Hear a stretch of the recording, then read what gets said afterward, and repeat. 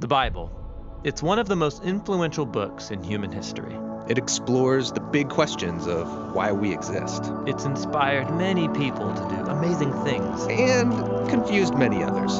And you've probably got one sitting around somewhere. So, what is the Bible actually? Well, the Bible is a small library of books that all emerged out of the history of the people of ancient Israel. And in one sense, they were just like any other ancient civilization.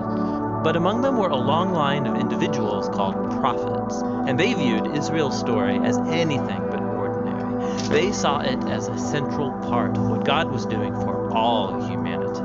And these prophets were literary geniuses. Really? Yeah, they expertly crafted the Hebrew language to write epic narratives, very sophisticated poetry. They were masters of metaphor and storytelling, and they leveraged all of this to explore life's most complicated questions about death and life and the human struggle. So, there's a lot of different authors writing this book. Yeah, and these texts were produced over a 1,000-year period, starting with Israel's origins in Egypt, then leading up to their kingdom with their first temple. But eventually, they were conquered by the Babylonians, who took them away into exile. Then, at a crucial moment in their history, many Israelites returned to their land. They built a second temple, they reformed their identity, and this is when the Jewish scriptures began to be formed into the shape that we have them today. Okay, the Jewish Bible. What's in it? Well, in Hebrew, it's called by an acronym, Tanakh. The T stands for Torah, sometimes called the Law. That's Israel's 5-book foundation story. The N stands for Nevi'im, the Hebrew word for prophets. And this section consists of the historical books that tell Israel's story from the prophet's point of view. Then you get the poetic books of the prophets themselves. The K stands for Ketuvim, the Hebrew word for writings. This is a diverse collection of poetic books, wisdom books, and more narrative. And the Jewish people believe that through all of these literary works, God speaks to his people. Now, there were other Jewish writings being produced during this Second Temple period as well. Yeah, a really diverse group of texts, and these too were highly valued in Jewish communities, and there was debate from ancient times about whether or not some of these should be considered part of their scriptures. So, this is a lot of different writings over a long period of time.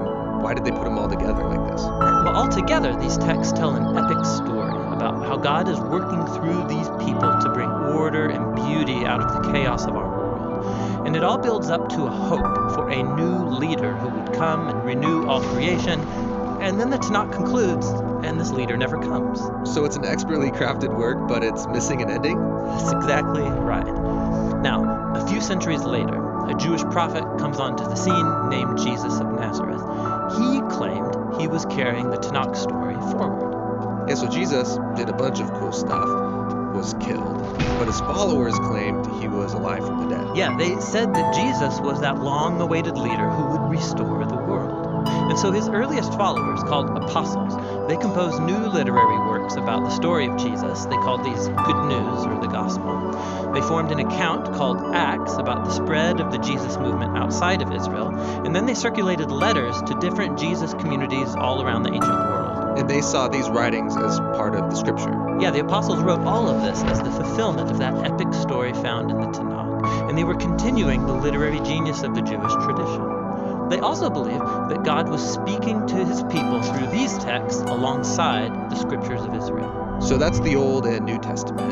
But what did the early Christians think of the other Second Temple literature? Well, different groups had different views about some of these books, but we know they read them and valued these texts because they passed them along with the Jewish scriptures.